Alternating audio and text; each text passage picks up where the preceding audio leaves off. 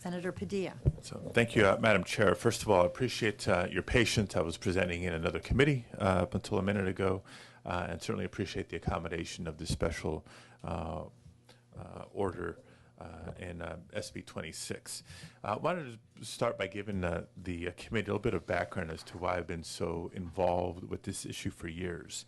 It was in the year 2006, the year that Senator Calderon and I were first running for Senate, that we learned that in Sao Paulo, Brazil, there was a prison gang that used cell phones to organize simultaneous riots in 73 prisons. And more ominously, the prisoners were directing street gangs in Sao Paulo to carry out coordinated attacks on Sao Paulo police officers in the streets. Prison inmates effectively shut down Brazil's financial capital for days. And it was later learned that the gang leaders at each of these Sao Paulo prisons had regular conference calls to coordinate these criminal activities. So I started asking our prison officials here in California if what happened in Sao Paulo could potentially happen here in California. And in fact, the CDCR confirmed that, like in Brazil, California inmates are using cell phones to communicate with other inmates in their own prisons, with inmates in other prisons, and the department has also confirmed that inmates are using phones to coordinate criminal activities in communities throughout the state of California. In 2006, the year that the Sao Paulo riots occurred, there were 261 cell phones confiscated in California prisons. Just last year, 2010, that number was nearly 11,000. It is a serious problem that is getting worse each and every year, not only in California, but throughout the country. So much so that last year, President Obama responded to the threat of inmates in federal prisons that have cell phones when he signed a ban on cell phones in federal prisons. And that measure, since this is a policy committee, federal law calls for up to a year of prison time for anyone caught smuggling a cell phone to a federal prisoner. Our California Senators Boxer and Feinstein were both supportive of the bill. In fact, Senator Feinstein was a co-sponsor of that bill. Since 2006, 43 states have taken action to tackle this problem in their state prisons. 43 states have passed some tough laws. For example, in the President's state of Illinois, if you bring in or possess a cell phone, it's considered a Class 1 felony, and you face anywhere between 4 and 15 years in prison. In Colorado, smugglers face 19 months in prison and a $100,000 fine. In Oregon, these aren't red states, folks. In Oregon, smugglers face 5 years in prison and a $125,000 fine. Inmates are punished with 120 days of disciplinary segregation, a fine, and loss of time credit. There's a consistency in these other 43 states and their response. They're taking the problem seriously and they're cracking down hard. Yet nowhere in the nation is the problem bigger than it is right here in the state of California. Yet, since 2006, we have failed to act. Last year, when I finally crafted a bill that the legislature could support, and we got it to the governor's desk, Governor Schwarzenegger vetoed that bill. I've been caught between a legislature that is very reluctant to create a new felony and the former governor who wouldn't sign a bill that was anything less than the creation of a new felony. I'm hopeful that this year will be different, among other reasons, because we have a new governor who previously served as Attorney General, and as Attorney General gained a unique appreciation and understanding of the problem and the threat that cell phones in the hands of dangerous inmates present. We also have assembled a strong coalition supporting a consensus solution. That coalition includes sheriffs, police officers, district attorneys, the California Correctional Peace Officers Association, the California Coalition Against Sexual Violence, the California Partnership to End Domestic Violence, Crime Victims United, and many others. The coalition is supportive of SB 26, and their numbers are growing. I wanted to also call attention to the committee's analysis that makes reference on page 9 to a 2008 Office of Inspector General report specific to the problem of cell phones in our prisons. Page 9 of your analysis. The very first recommendation from that Inspector General report is this, I'll quote, "Continue efforts to seek legislative change to make the introduction or possession of cell phones in all correctional facilities a criminal offense." The bill before you does just that. I believe that it is tough enough to make both smugglers and inmates think twice. This bill would make smuggling by anyone, a misdemeanor punishable by 6 months in jail and a $5,000 fine per device.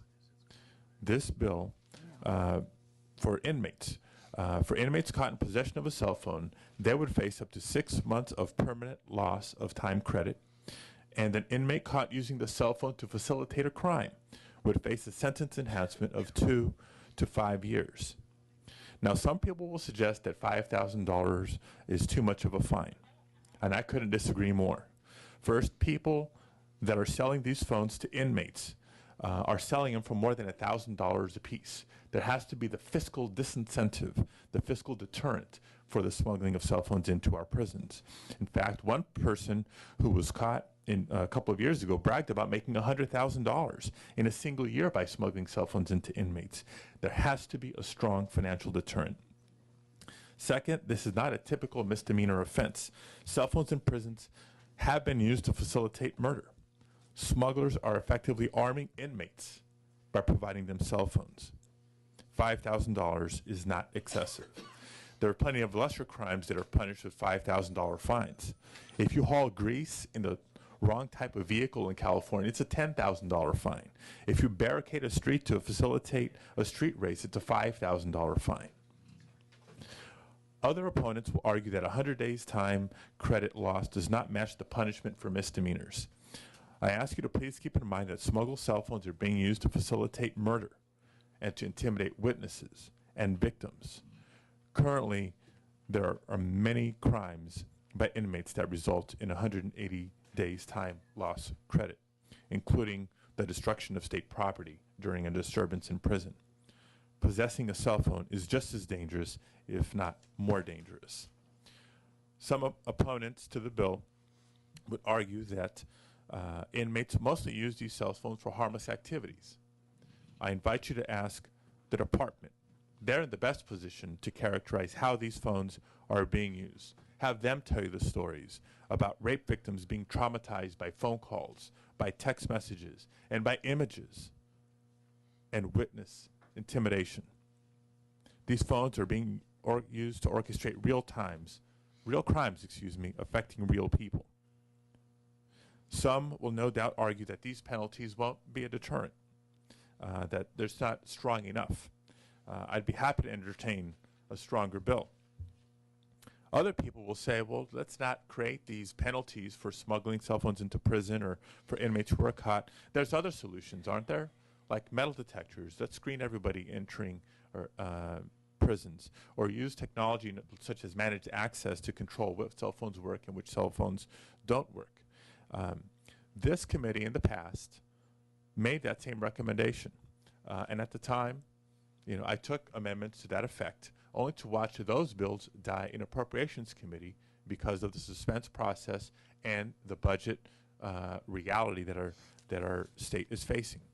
In the meantime, we have again seen the number of cell phones caught on an annual basis go from a couple of hundred to more than 10,000 per year.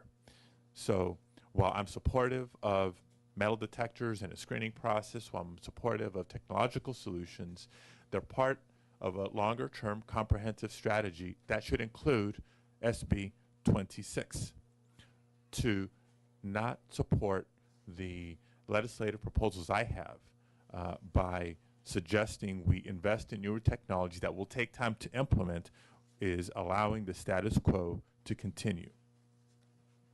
Let me close these remarks by addressing a very real issue and consideration for this committee known as ROCA. Under previous chairs, this committee established the receivership overcrowding aggravation policy that we refer to as ROCA. And the idea of ROCA was to oppose bills that would exacerbate the overcrowded situation in our prisons. I argue that continuing to allow cell phones to proliferate in our prisons is in and of itself a violation of ROCA.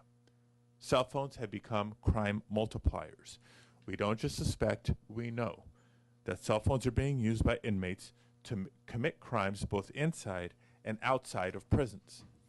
Allowing inmates to organize criminal activity results in more crimes in our communities, which, to begin with, leads to more victims, but also leads to more arrests, more convictions, and ultimately more inmates in our prison system. If we succeed in stemming the flow of cell phones into our prisons, we are preventing crimes. We are preventing people from becoming victims, and we are preventing additional prisoners from entering into our prison system. This past September, when he was still Attorney General, Jared Brown announced the arrest of 4 prison gang leaders, and 30 prison gang members. Several of those arrested were allegedly given orders to commit murder and other violent crimes by imprisoned gang leaders who sent them messages via cell phones. Attorney General Brown then summed it up clearly, and I want to quote for the committee today. Quote, "Incarcerated inmates are supposed to be serving their time out of circulation, but because of the introduction of cell phones, these individuals in prisons are maintaining their role, their hierarchical position in their gangs." End quote. Members, allowing an inmate to maintain their criminal role while in prison leads to more crimes and more overcrowding. This bill does not increase overcrowding. It can help decrease overcrowding by helping to sever the ties between imprisoned gang leaders and the street gangs they control. I will accept the committee amendments suggested in the analysis to include language to protect visitors who unintentionally bring a cell phone into prison. I had previously agreed to that in last year's version of the bill. I also accept the amendments to consolidate the punishments for smugglers, employees, and non-employees into one paragraph so that all smugglers are punishable by the same time in jail and fine. And I'd like to be sure that in the amendments taken today, we make 3 minor amendments committee staff and my staff have discussed to add language to ensure any crimes in the bill do not preclude prosecution of other crimes, to remove the reference to research in motion, and to removing ward from the time credit loss as wards do not receive that time credit. Also would like to add Senators Harman, Fuller, Anderson, and Walters as co-authors to the bill. But I also want to clarify to the committee that I choose to not accept the reduction of time credit loss from the 180 days to the 90 days as suggested into the analysis. 180 days of lost time is a minimally appropriate punishment for the potential violence that is facilitated by inmates with a cell phone. With that, I want to introduce some witnesses I have with me today. Terry McDonald from the California Department of Corrections and Rehabilitation, as well as Nancy O'Malley, the District Attorney of Alameda County. They will share with you their perspectives on the danger that cell phones in our prisons are presenting to public safety. Good morning, senators and staff, Madam Chair, and thank you to Senator Padilla for your leadership. I'm Terry McDonald, Chief Deputy Secretary for the California Department of Corrections and Rehabilitation, and in my role, I'm responsible for adult prisons and adult parole in the state of California.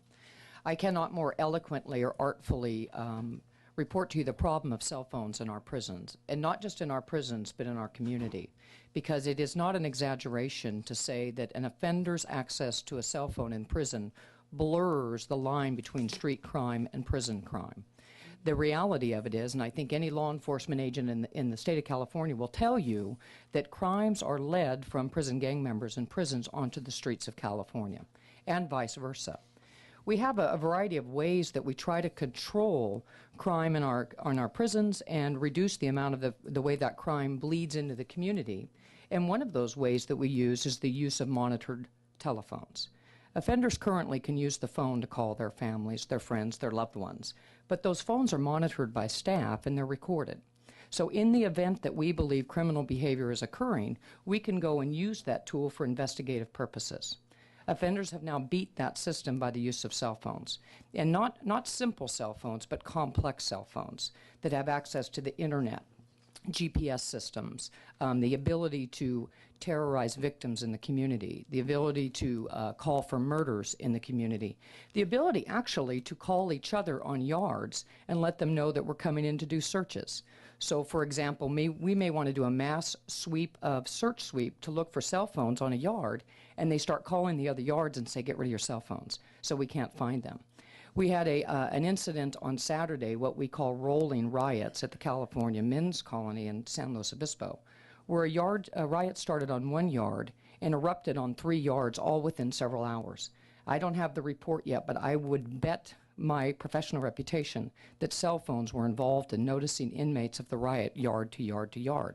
That happens prison to prison to prison. It happens prisons to communities. I represent tens of thousands of peace officers that protect this state, and they're asking for a multi-pronged approach towards dealing with cell phones in our prisons. And one of those pronged approaches is a serious and legitimate consequence for that behavior. Whether it's an employee that brings a cell phone in to offenders, or a visitor, or a contractor, or an inmate himself or herself that has a cell phone. Currently, the only consequence for an offender is a 30-day loss of behavior credit, and that 30 days is restorable. So in effect, there is no consequence for it. Same with employees or visitors. There's no crime associated with it. And so with no consequence, the behavior grows. The senator described that we had 300 cell phones 4 years ago, almost 11,000 last year. That's an enormous growth, and California is not unique. This isn't a problem unique only to us. It's in the jails, it's in federal prisons, state prisons nationally, and we need help and support to deal with that. I'll tell you that in 2010, we had 1,000 more incidents of violence in our prisons than any year previous. We have fewer inmates in our state prison in 2010 than any year previous. And I believe that part of those incidents are driven by inmates' abilities to have access to cell phones. And Mississippi was able to, they put in a managed access system in the state there, and they found by putting in the managed access system, they reduced their incidents in prison by over 50%. That is, please. Oh, forgive me. Managed access is a technology solution that Okay. doesn't enable everybody to call out. The type of crimes that are being committed, I would say 100% of our recent escapes out of fire camps and our minimum support settings are associated with a cell phone. We find that the offender had a cell phone, was able to call their family members and say, or their friends and say, come get me. They also have GPS systems, so they have maps. So they're in the middle of the forest, and they're able to tell their visitors or the people that are going to come get them where they are. Had they not had those cell phones, then they wouldn't have affected that escape. South Carolina had an incident in the use of a cell phone by a Captain Johnson. Captain Johnson was a gang investigator and a detection investigator for the State of California Department of Corrections, and he was doing an incredible job of catching cell phones and drugs. And what happened was one of the gang leaders in the prisons didn't appreciate his activities and ordered his murder from his cell phone in prison. So that offender called or texted another gang member in the community. That gang member broke into Captain Johnson's home while he was getting ready for work, and his wife laid in bed, shot him 6 times in the stomach. I can tell you that I don't want to be in a position where that occurs to one of my staff members, and I know this governing body doesn't as well. This is a serious, serious issue for the state of California. It's as serious as drugs, identity theft, child pornography. Every crime that you can think of is being propagated by cell phones in our system, and we ask for your support and guidance and leadership in addressing it. I'm available for any questions that you may have of me. I will have a question. I don't know if we want to continue. Maybe I'll ask the question now. I want to, first of all, commend Senator Padilla for his persistence and for keeping on this extremely, extremely important topic. And I think that he has a good bill and that I hope, I believe we'll be able to move it forward.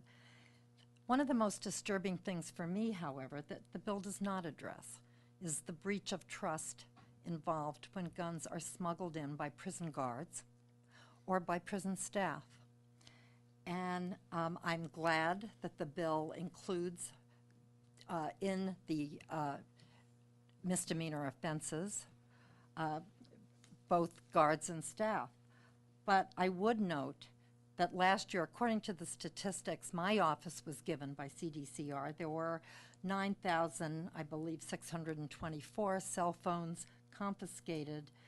There were only 200 people up for any disciplinary action at all, and of those 200 people, only 8 people were terminated from their position. I had wondered why, and if the department would support in the future, asking the director of CDCR to seek termination of anyone employed by our correction system who takes guns in to sell to inmates, thereby jeopardizing everyone else, their colleagues working in the prison and everyone else. To me, this is not only a very egregious offense, but a breach of public trust that is quite extraordinary. I wondered. Senator, we certainly share your concern about any employee who would bring in any type of contraband, and guns particularly. No, cell phones. These are cell phones that were confiscated. You mentioned guns.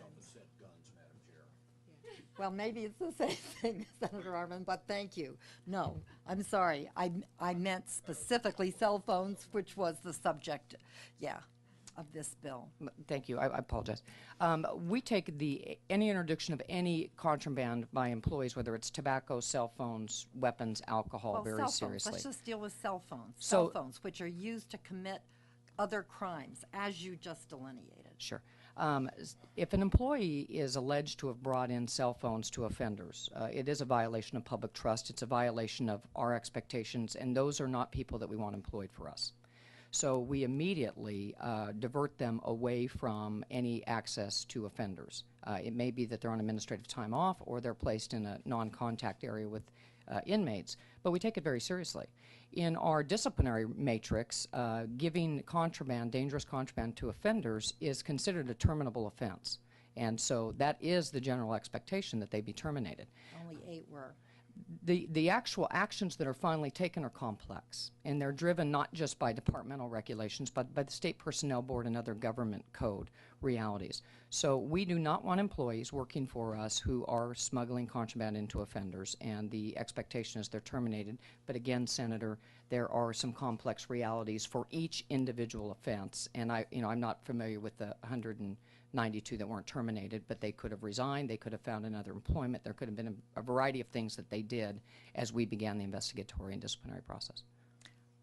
Well, I hope that we will look at that in the future, because if these cell phones are being brought in primarily, it appears, by people employed by our correction system.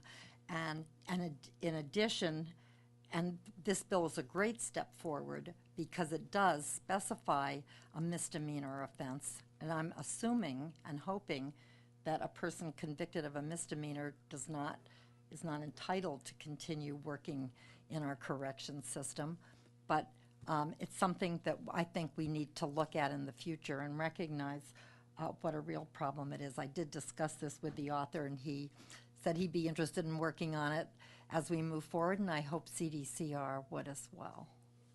Senator, if I could, I would be remiss in not, the concept that cell phones are brought primarily in by staff, I don't know is supported necessarily by the facts. I will say that staff have been engaged and will continue to be engaged in bringing in contraband. Some staff do get compromised, but there are many, many ways that offenders bring cell phones in. They come in boxes, in trucks, in mass, like boxes like this, hidden in other items. So employees are an issue, but there's other ways that they're being introduced into our system.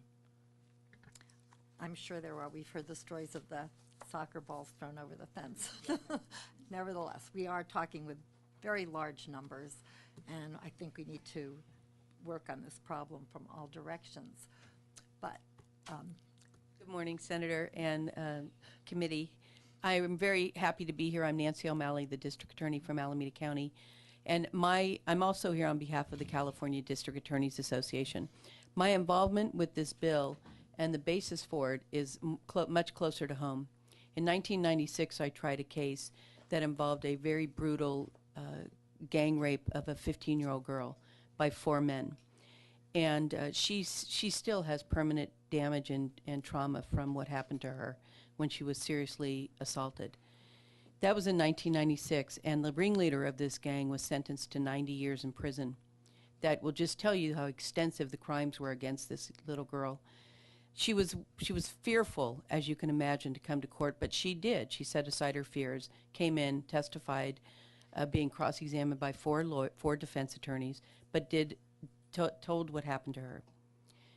In 2008, I received a phone call on December 27, and it was this young woman screaming hysterically on the phone to me that she had just received a phone call from the ringleader, and that he talked to her about all the things that they did to her that night, that he told her they were coming back to see her, and that they knew that she had a child, and they gave her personal information. Of course, what happened to her was she passed out, she fainted from fear, and someone was there, and then once they figured out what was going on, called me. My first question is, how is this guy out of prison when he was sentenced to so many years? And what we found out through our investigation was that he was using a cell phone. He had it for 24 hours. He paid $1,000. His people paid it to the person in prison, that guy's people. And that same cell phone was just being passed around, so you would rent it for about 24 hours. We also, in our investigation, were able to interview some of the inmates who actually are in the business of moving cell phones around, who gave us some very enlightening information about it. And imagine our horror that we found out that there was nothing we could do about it, other than to try to comfort this young woman and assure her that these men were not going to come and see her. But the problem is, what we found out is that they found out where she was. She's since married and has, as I said, a child. They found out where she was through doing Google searches. We also found out that there were judges' home addresses that were in cells for people who got them through Google searches. We also, after we advertised this issue and really beefed up our identity theft division prosecution, I got a call from a couple from Fresno who said that they were the victims of identity theft, and what they received was a phone bill for $20,000 that was used over the course of 2 days in the prison, and that $20,000 was what was rung up on that bill, no pun intended. They had a nephew who had a friend who was in prison, and they suspect that that's how it all came together. But again, there was nothing that could happen or could be done about that. I see victims all the time. We just, in the last year, prosecuted a very serious gang case that occurred in Berkeley and Oakland area. And what we found out through that prosecution was that the gang leader, who was himself in prison, was directing the gang activity that was plaguing West Oakland and North Berkeley. So this cell phone use in prison is as we all know and is documented, very extensive. The outcome to the community, the safety to all of us, and particularly the safety to victims, is just horrendous. And so I urge that this bill move forward. And I know, I speak on behalf of the California District Attorney's Office to also urge you to pass this bill out.